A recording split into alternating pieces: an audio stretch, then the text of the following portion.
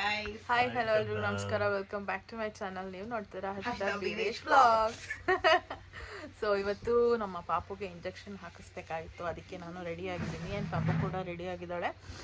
ಇವತ್ತು ಬಂದು 19th 1 month ಆಯಿತು ಹಾಕ್ಸಿ. ಸೊ ಇದು 2.5 monthsದು. ಸೊ ಇವಾಗ ಹೋಗಬೇಕು ಹಾಕ್ಸೋದಕ್ಕೆ. ಅವಳು ಕೂಡ ರೆಡಿ ಆಗಿದ್ದಾಳೆ. ಅಳ್ತಾನೇ ಇದ್ಲು, ಯಾಕೆ ಯಾಕೆ ಯಾಕೆ ಅಂತ ಯೋಚನೆ ಮಾಡಿದಾಗ ಆಮೇಲೆ ನಿದ್ದೆ ಬರ್ತಾಯಿದೆ ಅಂತ ಗೊತ್ತಾಯಿತು. ಸೊ ಮಲಗಿಸಿದ್ದೆ. ಒಂದು 15-20 minutes ಮಲಗಿದ್ಲು, ಮತ್ತೆ ಎದ್ಬಿಟ್ಲು. ಇವಾಗ ಹೋಗಿ ಇಂಜೆಕ್ಷನ್ ಹಾಕಿಸ್ದಾಗ ಹೆಂಗೆ ಆಡ್ತಾಳೋ ದೇವರೇ ಅನ್ಸ್ಬಿಟ್ಟೈತೆ. ಸೊ ನಾನು ಮಮ್ಮಿ ಪಾಪು ಮೋಸ್ಟ್ಲಿ ವಿನುತಾ ಬರ್ಬೋದು, ಹೋಗ್ತಾ ಇದ್ದೀವಿ. ಸೊ ಅದಕ್ಕೂ ಮುಂಚೆ ಯಾರೆಲ್ಲ ನನ್ನ ಚಾನಲ್ಗೆ ಸಬ್ಸ್ಕ್ರೈಬ್ ಆಗಿಲ್ಲ, ಬೇಗ ಬೇಗ ಹೋಗಿ ಸಬ್ಸ್ಕ್ರೈಬ್ ಆಗಿ ಆ್ಯಂಡ್ ಬೆಲ್ಲೈಕನ್ನ ಕ್ಲಿಕ್ ಮಾಡಿ. ಸೊ ನಾನೆಲ್ಲ ವಿಡಿಯೋಸ್ ನಿಮಗೆ ಫಸ್ಟ್ ಬರುತ್ತೆ ಅಂತ ಹೇಳ್ತಾ ಲೆಟ್ಸ್ ಸ್ಟಾರ್ಟ್ ವಿಡಿಯೋ. ರೆಡಿ ಆಗಿದ್ದಾಳೆ, ಅವರಪ್ಪ ಮಾತಾಡ್ತಾ ಇದ್ದಾರೆ.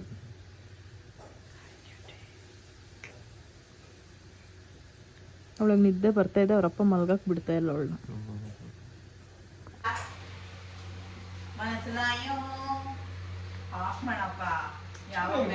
ಫಾರ್ ದ ಫಸ್ಟ್ ಟೈಮ್ ಬರ್ತಾ ಇದ್ದಾರೆ.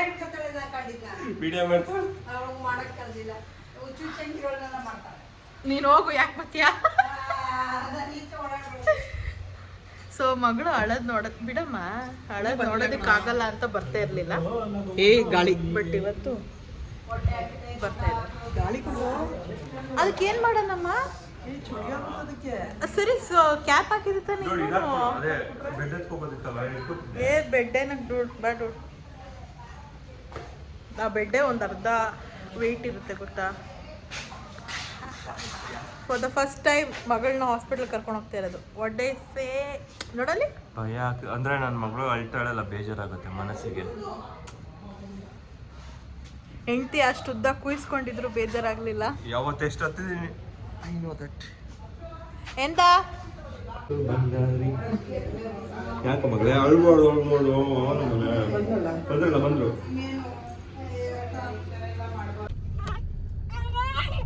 ಬೇಡ ಬಿಡು ಬಂಗಾರಿ, ಯಾಕೆ ಮಗಳೇ ಅಳ್ಬಾರ್ದು ಮಗಳೇ. ಅವಳಿಗೆ ಗೊತ್ತಾಗ್ಬಿಟ್ಟೈತೆ ಬ್ಯಾಗಲ್ಲಿ ಇಟ್ರೆ ಏನು ಅಂತ. ಇಂಜೆಕ್ಷನ್ ಕೊಟ್ಟಾಗ ಅಳ್ಬಾರ್ದು ಮಗಳ. ಏನ ಬ್ಯಾಗಲ್ಲಿ ಇಟ್ರೇನು?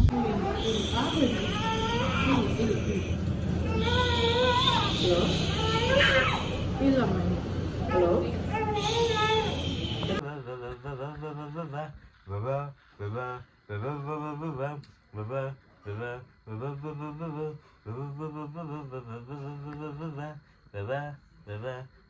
ತೇಜ ಪ್ರತಾಪ ಮಹಾಜಗವಂದನ ವಿದ್ಯಾವಾನ ಗುಣಿ.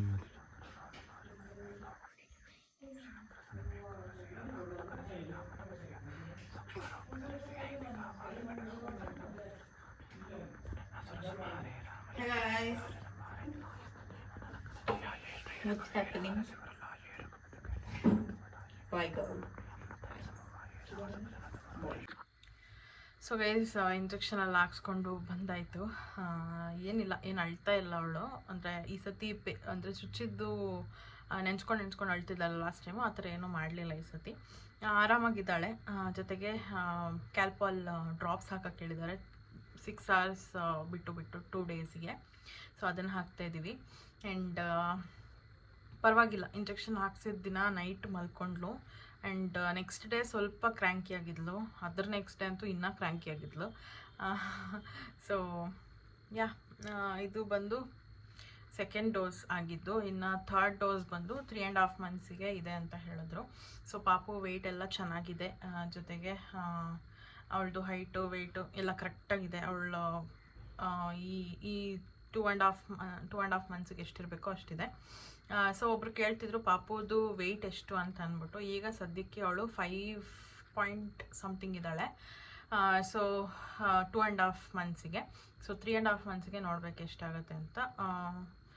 ಐಡಿಯಲ್ ಇರೋದು 3 monthsಗೆ 5.6 ಇರಬೇಕು ಅಂತ ಅಂದ್ಬಿಟ್ಟು. ಸೊ ನೋಡಬೇಕು ಅವಳೆಷ್ಟು ನೆಕ್ಸ್ಟ್ ಗೇನ್ ಆಗ್ತಾಳೆ ಅಂತ ಅಂದ್ಬಿಟ್ಟು. ಜೊತೆಗೆ ನಾನು ಲಾಸ್ಟ್ ವಿಡಿಯೋ ಹಾಕಿದಾಗ ಒಬ್ಬರು ಪಾಪು ತುಂಬ ಅಳ್ತಿದ್ಲಲ್ಲ, ಸೊ ಅದಕ್ಕೆ ಅವರು ಕಮೆಂಟ್ ಹಾಕಿದ್ರು, ಪಾಪು ಯಾಕೆ ಅಷ್ಟೊಂದು ಅಳ್ತಾ ಇದೆ, ಮೇ ಬಿ ಹಾಲು ಸಾಕಾಗ್ತಿಲ್ಲ ಅನಿಸುತ್ತೆ ಅಂತ ಅಂದ್ಬಿಟ್ಟು. ಆ ಥರ ಎಲ್ಲ ಏನೂ ಇಲ್ಲ. ಪಾಪು ಹಾಲು ಕುಡಿತಿದ್ದಾಳೆ. ಜೊತೆಗೆ ಅವಳಿಗೆ ನಿದ್ದೆ ಇಲ್ಲ ಅಂತಂದರೆ ತುಂಬ ಕ್ರ್ಯಾಂಕಿ ಆಗ್ತಾಳೆ. ಅಂದರೆ ಓವರ್ ಟಯರ್ಡ್ನೆಸ್ ಅಂತ ಹೇಳ್ತಾರಲ್ಲ, ಸೊ ಆ ಥರ ಇದ್ದಾಗ ಅವಳು ನಿದ್ದೆ ಮಾಡೋದು ಸ್ವಲ್ಪ ಕಷ್ಟ ಆಗುತ್ತೆ ಅವಳಿಗೆ ನಿದ್ದೆ ಮಾಡೋದಕ್ಕೆ. ಸೊ ತುಂಬ ಹೊತ್ತು ಅವಳನ್ನ ನಿದ್ದೆ ಮಾಡಿಸೋದಕ್ಕೆ ನಮ್ಮ ಟೈಮೆಲ್ಲ ಹೋಗ್ಬಿಡುತ್ತೆ. ಸೊ ಅಂಥ ಟೈಮಲ್ಲಿ ಅವಳು ತುಂಬ ಅಳ್ತಿರ್ತಾಳೆ. ಜೊತೆಗೆ ಆ ಟೈಮಲ್ಲಿ ಫೀಡ್ ಕೂಡ ತೊಗೊಳೋದಿಲ್ಲ. ಆ್ಯಸ್ ಪರ್ ಡಾಕ್ಟರ್ ಹೇಳ್ದಂಗೆ ನಾನು ಡಾಕ್ಟರ್ ಹತ್ರನೂ ಡಿಸ್ಕಸ್ ಮಾಡಿದೆ, ಯಾಕೆ ಈ ಥರ ನಿದ್ದೆ ಮಾಡ್ತಿಲ್ಲ ಅವಳು, ಸರಿಯಾಗಿ ಫೀಡ್ ತೊಗೊತಿಲ್ಲ ಅಂತಂದಿದ್ದಕ್ಕೆ ಅವರು ಆ ಥರ ಏನಿಲ್ವಲ್ಲ, ವೆಯ್ಟ್ ಗೇನ್ ಎಲ್ಲ ಚೆನ್ನಾಗೇ ಇದೆ, ನೀವು ಆ ಥರ ಎಲ್ಲ ಏನೂ ಅಂದ್ಕೊಳಕ್ಕೆ ಹೋಗ್ಬೇಡಿ, ವೆಯ್ಟ್ ಗೇನ್ ಎಲ್ಲ ಪರ್ಫೆಕ್ಟಾಗಿದೆ, ಸೊ ಏನೂ ಪ್ರಾಬ್ಲಮ್ ಇಲ್ಲ, ಕರೆಕ್ಟಾಗಿ ಅವಳು ಎಷ್ಟು ಬೇಕೋ ಅಷ್ಟು ತೊಗೊತಿದ್ದಾಳೆ, ಫೋರ್ಸ್ ಫೀಡಿಂಗ್ ಮಾಡೋಕ್ಕೆ ಹೋಗಬೇಡಿ, ಜಸ್ಟ್ ಅವಳು ಕೇಳಿದಾಗ ಮಾತ್ರ ಹಾಲನ್ನ ಕೊಡಿ ಅಂತ ಹೇಳಿದ್ದಾರೆ. ಸೊ ಈಗ ಸದ್ಯಕ್ಕೆ ನಾನು ಅದನ್ನೇ ಮಾಡ್ತಿರೋದು. ಸೊ ಅದ್ರ ಬಗ್ಗೆ ಎಲ್ಲ ಏನೂ ಟೆನ್ಷನ್ ಇಲ್ಲ.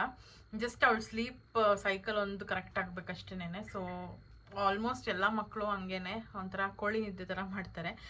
30 ಮಿನಿಟ್ಸ್ ಒನ್ಸ್ ಎದ್ಬಿಡ್ತಾರೆ, 45 ಮಿನಿಟ್ಸ್ ಒನ್ಸ್ ಎದ್ಬಿಡ್ತಾರೆ. ಸೊ ಆ ಟೈಮಲ್ಲಿ ನಾವು ಮತ್ತೆ ಅವ್ರನ್ನ ಬ್ಯಾಕ್ ಟು ಸ್ಲೀಪ್ ಅನ್ನೋ ಥರ ಮಾಡಬೇಕಾಗತ್ತೆ. ಬಟ್ ನಮ್ಮ ಮನೆಗಳಲ್ಲಿ ಅದು ಸಾಧ್ಯ ಇಲ್ಲ ಅಂತ ಅನಿಸುತ್ತೆ. ಬಿಕಾಸ್ ಅವಳು ಕಣ್ಬಿಟ್ಕೊಂಡು ನೋಡ್ತಾ ಇರ್ತಾಳೆ, ಯಾರಾದರೂ ಒಬ್ರು ಹೋಗ್ಬಿಟ್ಟು ಕಣ್ಬಿಟ್ಟಿದ್ದಾಳೆ ಅಂತ ಅಂದ್ಬಿಟ್ಟು ಎತ್ಕೊಂಡ್ಬಿಡ್ತಾರೆ. ಸೊ ಆ ಥರ ಮಾಡಬಾರ್ದು. ಹಾಗೆ ತೂಗಿ ತೂಗಿ ತೂಗಿ ಅಟ್ಲೀಸ್ಟ್ 1.5 hour ಆದರೂ ಅವಳು ಮಲ್ಕೊಂಡ್ರೆ ಶಿಲ್ ಬಿ ಪರ್ಫೆಕ್ಟ್.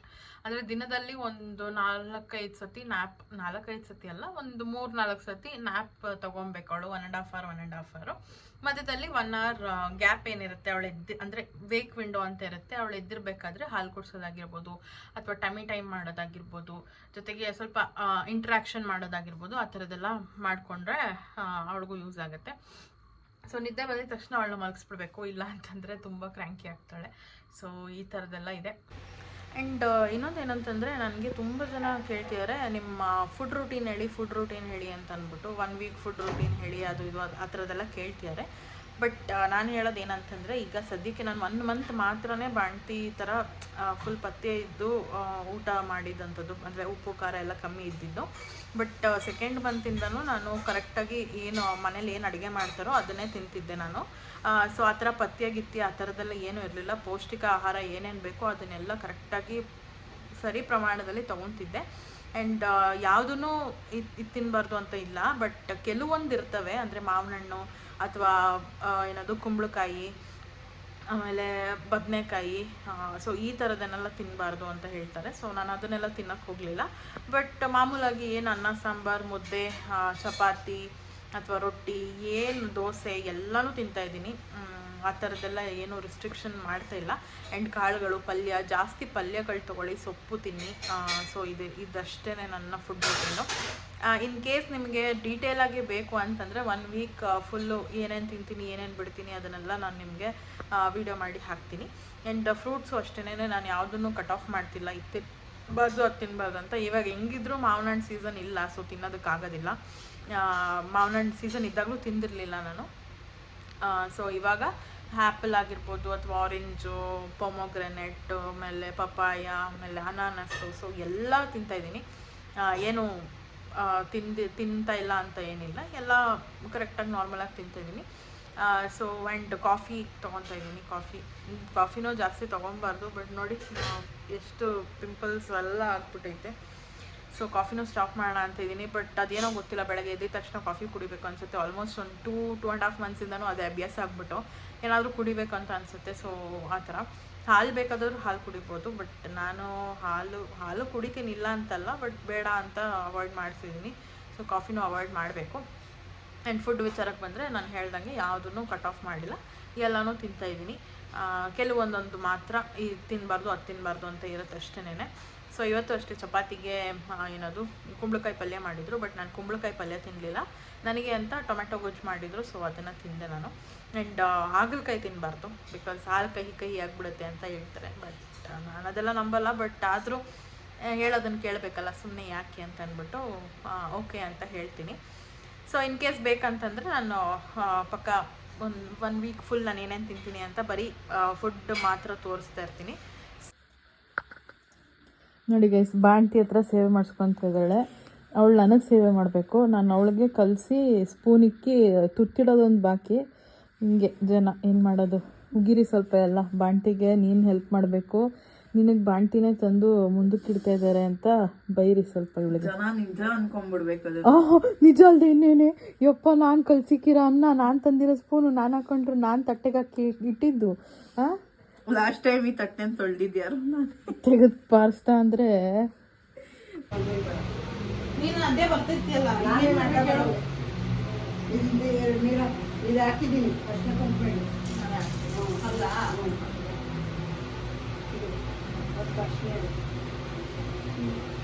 ಇಡುವಂಥದ್ದು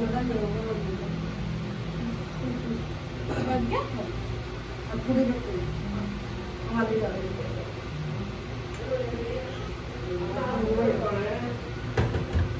ಅಮ್ಮ ಪೂಜೆ ಮಾಡ್ತಾರಲ್ಲ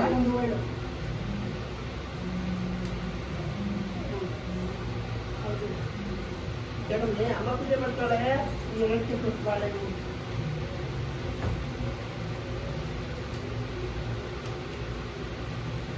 ಬಾಳೆಹಣ್ಣು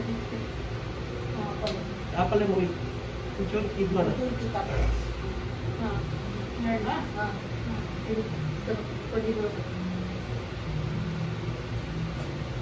ಒಂದು ಬರ್ತಾನೆ ಜೊತೆಗೆ ಅಲ್ಲಿ ಸಿಗಪ್ ಕೊಳೆಗಿಲ್ಲ ಕೊಳೆಗೆ ಸಿಗಪ್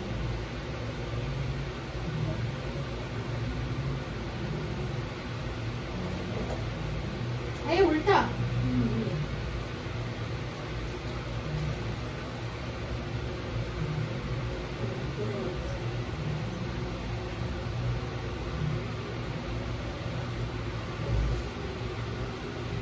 ಶೂಟಿಂಗ್ ಮಾಡಿದ್ಯಾ? ಯಾವ ಕಡೆ ಅಲ್ಲೇ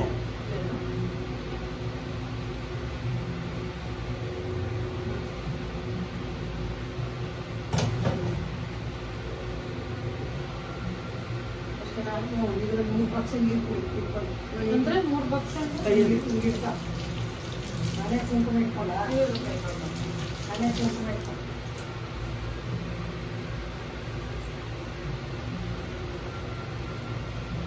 ಹಂಗೆ ಮಾಡ್ತದೆ ಅಮ್ಮ. ಇರೋ ಅದು ಬರ್ತದ ಇಲ್ಲ ಬಿಡು ಸರಿ ಸಾಕ್ಬಿಡು ಸಾಕ್ಬಿಡು ಸ್ವಲ್ಪ ಸ್ವಲ್ಪ ಕೊಡು.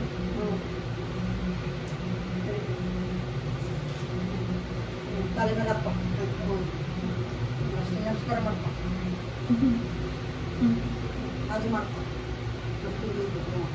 ಅಷ್ಟೇ. ಸೊ ಗೈಸ್ ಆಗಲೇ ನೋಡಿದ್ರಲ್ಲ ಅದೇನು ಪೂಜೆ ಅಂತಂದರೆ ಗಂಗೆ ಪೂಜೆ ಅಂತ ಮಾಡಿಸ್ತಾರೆ. ಸೊ ಬಾಣ್ತಿಯರಿಗೆ ಅಂದರೆ ತಣ್ಣೀರು ಮುಟ್ಟಂಗಿರಲ್ವಲ್ಲ, ಸೊ ಅದಕ್ಕೆ ಮುಟ್ಟಬೇಕು ಅನ್ನೋದಕ್ಕೂ ಮುಂಚೆ ನಲ್ಲಿಗೆ ಮತ್ತು ನಾವು ಕುಡಿಯೋ ನೀರಿಗೆ ಪೂಜೆ ಮಾಡಿಸಿ ಅದಾದಮೇಲೆ ತಣ್ಣೀರನ್ನ ಮುಟ್ಟಿಸುವಂಥದ್ದು. ಸೊ ಅದಕ್ಕೋಸ್ಕರ ಆ ಪೂಜೆ ನಾವು ಮಾಡಿದ್ದು.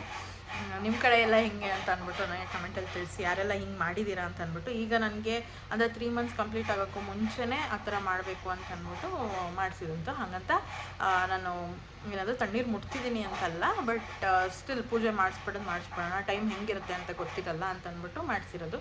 ಸೊ ಇದನ್ನು 1 ಮಂತ್ ಕಂಪ್ಲೀಟ್ ಆಗೋಕ್ಕೂ ಮುಂಚೆನೂ ಮಾಡಿಸ್ಬೋದು, ಅಥವಾ 3 ಮಂತ್ಸ್ಗೆ ಅಥವಾ 5 ಮಂತ್ಸ್ಗೆ ಈ ಥರದ್ದೆಲ್ಲ ಇರುತ್ತೆ.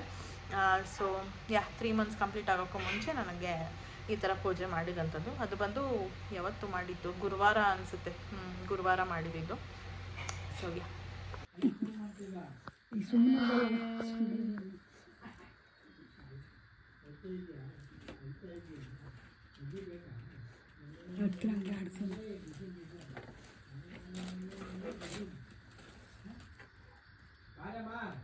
ಇರಿ ಹೋಗಜ್ಜಿ ಒಂಚೂರು.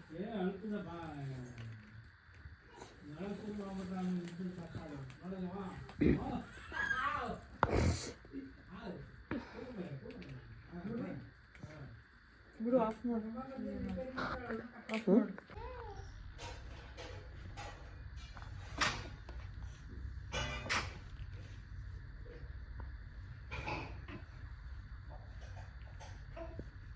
ನೋಡಿ ಅಲ್ಲಿ ಸುಮ್ಮನೆ ಮಲ್ಗೈತೆ ಮಗು.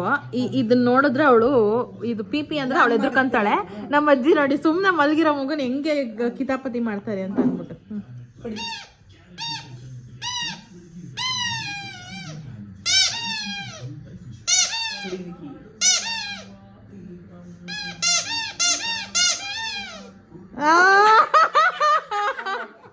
ಪಾಪ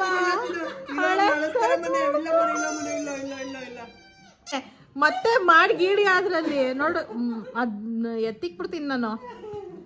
ಪಾಪ ನಾನು ಎಣ್ಣೆ ಹಚ್ಚಿದ್ಕಿಲ್ಲ ಅಜ್ಜಿ ಅದಕ್ಕೆ ಮಾಡ್ತೋರುತ್ತೆ ಈಗ.